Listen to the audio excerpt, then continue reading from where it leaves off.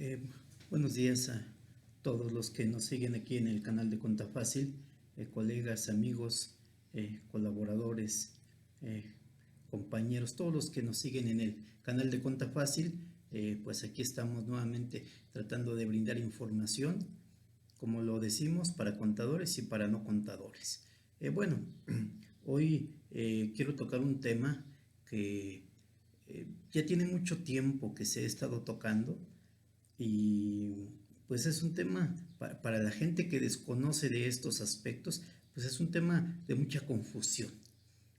Bueno, el tema es si al realizar depósitos en efectivo a mi cuenta me van a realizar algún cobro de impuestos o me van a realizar algún cargo en mi cuenta de parte de la Secretaría de Hacienda por esos depósitos. Entonces, bueno, la respuesta es sencilla, no es así.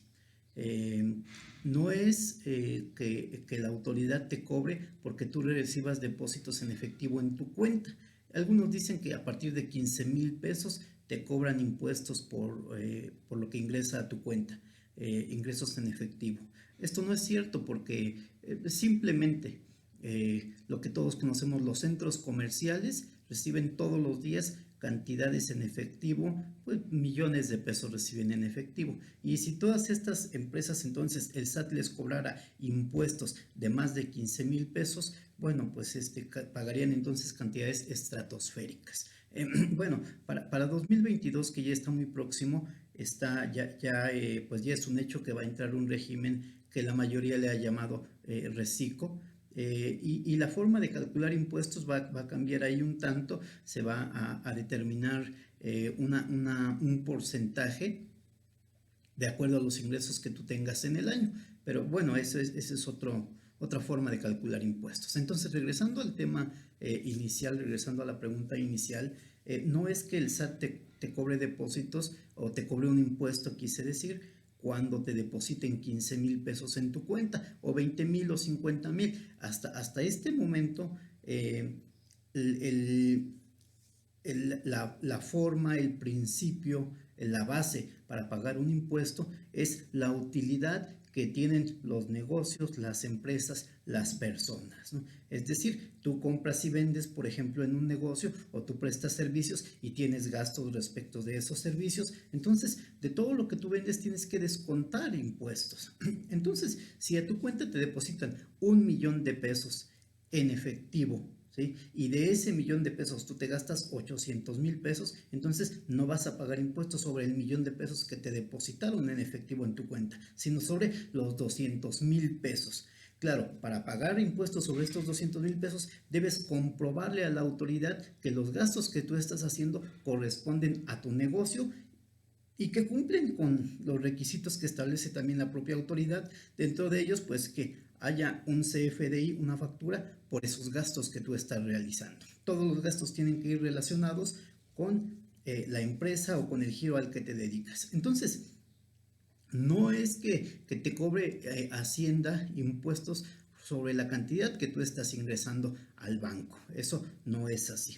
Entonces, aquí el tema es que mucha gente abre una cuenta bancaria y empieza a depositar dinero en esa cuenta bancaria. Entonces, pudo haber depositado 500,000 pesos en efectivo, por ejemplo, y no va a tener ningún problema con el SAT. Pero tiene que aclarar y tiene que declarar ante el SAT de dónde está obteniendo ese dinero. Ese es el punto, ¿sí? Muchas personas dicen, bueno, es que yo tengo un pequeño negocio, pero ¿estás registrado en el SAT? No, no estoy registrado. Entonces vas a tener un problema.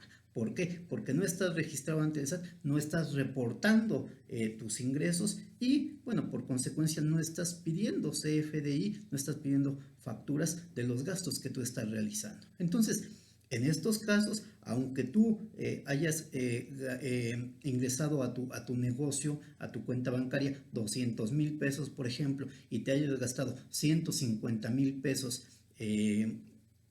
pues en los gastos de la operación del negocio, en las compras de mercancía, en el pago de luz, todo lo que corresponde para un negocio, Aún así, aún cuando te hayas gastado esos 150,000 pesos, en este caso el SAT sí te va a cobrar impuestos sobre los 200,000 pesos, sobre tus ingresos. ¿Por qué? Porque no tienes forma de comprobar en qué te gastaste el dinero. Entonces, hay gente que dice, recibe tandas, ¿no? Y le depositan en su cuenta bancaria. Bueno, hay posibilidades de que la autoridad te requiera por ese dinero que estás ingresando. El nivel de riesgo siempre va a ir en función de qué tanto estás ingresando a tu cuenta, ¿no? Una persona que depositó 1,000 pesos al año en efectivo en su cuenta bancaria, las posibilidades de que el SAT le envíe un requerimiento, le requiera, le pide que aclare eso, bueno, son mínimas. Una persona que depositó 15,000 pesos al año en su cuenta bancaria, las posibilidades se incrementan, ¿no? Una persona que depositó 300,000 pesos en efectivo al año, bueno, las posibilidades crecen aún más. Y bueno, si hay personas que depositan 1,000,000 de pesos o más al año en sus cuentas bancarias, bueno, es un hecho que la autoridad se va a fijar en ustedes. Entonces, el punto es que tú tienes que comprobar la autoridad de dónde obtuviste esos ingresos. Yo vendo perfumes y por eso deposité 100,000 pesos a mi cuenta. De esos perfumes que tú vendes, tienes que pagarle impuestos al SAT, ¿no? Mucha gente dice, oye, pero si es poco lo que ganamos, ese tipo de respuestas o ese tipo de opiniones no tienen nada que ver con la obligación que se tiene de pagar impuestos, ¿no? Todos estamos obligados al pago de impuestos respecto de los ingresos que tengamos, cualquier tipo de ingreso. Entonces, regresando al punto de las tandas, si tú tienes la costumbre de depositar en efectivo la tanda que estás organizando, esa es una mala práctica que te puede traer consecuencias. Hay gente también, por otro lado, que paga sus tarjetas de crédito en efectivo. Esa es una mala práctica también. Hay gente que utiliza sus tarjetas de crédito para realizar gastos de otras personas. Por ejemplo, muchas veces para las reservaciones de autos o para boletos de avión o para algunas compras en internet se ocupan tarjetas de crédito. Y hay personas que dicen, pues voy con mi amigo, voy con mi conocido y que él me preste su tarjeta de crédito y yo compro con eso. Eso es una mala práctica también. ¿Por qué? Porque va a llegar un momento en el que en tu tarjeta de crédito tú estás gastando, por ejemplo, 20,000 pesos mensuales y resulta que tu sueldo es de 15,000 pesos. Entonces no se puede gastar más de lo que tienes. Si estás gastando 5,000 pesos más, hay algo entonces que no estás reportando al SAT, ¿no? Y muchos pueden decir, oye, pues es que fue un préstamo de un amigo, en mi trabajo me prestaron en efectivo, un amigo me pidió un préstamo. Ese tipo de comentarios no tienen ningún sustento legal. Entonces, por lo que tenemos que preocuparnos es por justificar, tener bien claro qué es lo que estamos depositando a nuestras cuentas y tener una justificación, pero una justificación sólida y legal, es decir, que haya documentación que lo respalde, ¿no? Mientras no haya alguna documentación que lo respalde, entonces el SAT va a tener bastantes posibilidades de cobrarte impuestos por lo que está ingresando a tu cuenta. Hace poco tuve yo en un caso real, me decía una persona, oye, pues yo tengo 500,000 pesos en efectivo, quiero comprar una casa más adelante, no estoy registrado en el SAT, entonces ¿cómo le puedo hacer? Porque yo sé que se pueden pagar hasta 500,000 pesos en efectivo, y el notario te acepta el pago.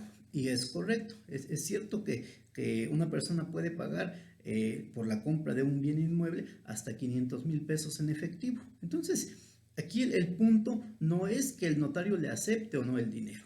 El notario va a tener que reportar ante el SAT, ante la autoridad, que una persona le pagó 500,000 pesos en efectivo, y lo que el SAT va a hacer en ese momento es ir con ese tercero, con esa persona que pagó en efectivo esos 500,000 pesos, y le va a preguntar, oye, pagaste 500,000 pesos, pero no te tengo registrado, quiero que me digas de dónde sacaste ese dinero. Entonces, en el momento que la autoridad te requiera, vas a estar obligado a pagarle, en este caso, el 30% de ISR, porque no tienes un sustento, no tienes un fundamento legal de dónde obtuviste ese dinero, ¿no? Entonces, en este caso, por ejemplo, el problema no es que el notario le reciba o no el pago en efectivo, el problema es cómo vas a sustentar de dónde obtuviste ese dinero.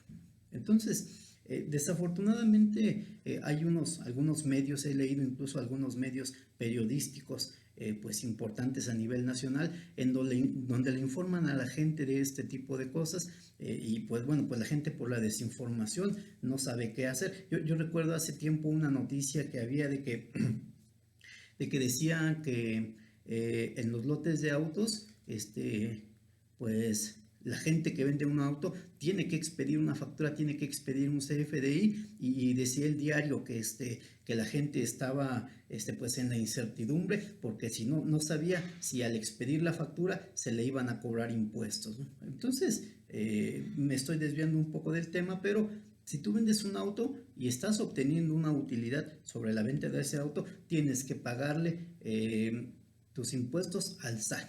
Y los impuestos son sobre la utilidad. Hay muchos profesionistas, por ejemplo, los médicos, que bueno, ahora también el SAT va a ir sobre los médicos. Los médicos dan una consulta, le pagas en efectivo, y de ese efectivo que ellos reciben no reportan ingresos ante el SAT, ¿no? Entonces, mucha gente lo ve como una situación un tanto injusta. No, aquí la cuestión es que todos los que percibimos algún ingreso tenemos que pagar impuestos ante el SAT. La gente que trabaja, que tiene un empleo y que están registrados ante el Seguro Social, en sus trabajos les descuentan automáticamente el impuesto, es decir, todos los trabajadores que están en la formalidad pagan impuestos. Entonces, todos los demás tenemos que hacerlo también. Entonces, me decía una persona, oye, pero pues si yo compro en efectivo nada más, pago en efectivo, o los negocios por internet ahora que compras y pagas en efectivo únicamente, bueno, está bien. Sí, las posibilidades de que detecten ahí alguna actividad pues son mínimas, es correcto, ¿no? Pero aquí el problema es que tú vas a tener efectivo, y a largo plazo tú vas a querer comprarte un carro, vas a querer comprarte una máquina, vas a querer comprarte a lo mejor hacer un viaje, por ejemplo, y pagar con tu tarjeta de crédito, vas a querer comprarte una casa. Es decir, en algún momento el efectivo que tú estás obteniendo, o el ingreso, la utilidad que tú estás obteniendo, vas a tener que darle un uso en el que vas a ser detectable ante el SAT. Entonces, ¿qué es lo que se tiene que hacer para prever todo esto? Hacer bien las cosas. Si te estás dedicando a vender algo, a comercializar algo, a dar algún servicio y estás recibiendo ingresos, pues lo que a ti te corresponde es pagar tus impuestos, como muchos de nosotros lo hacemos. Bien, pues espero que la información haya ayudado un poco, que haya aclarado un tanto pues la falta de información, sobre todo de lo que se habla respecto a los depósitos en efectivo. Hace algunos años ya existía ese impuesto justamente de los depósitos en efectivo. Era un impuesto de control para obligar a las empresas y sobre todo a la economía informal a pagar impuestos. Bueno, pues me despido de ustedes, compañeros, colegas, pues personas que nos visitan en este canal. Estamos en Conta Fácil, generando información para contadores y para no contadores también. Buenas tardes.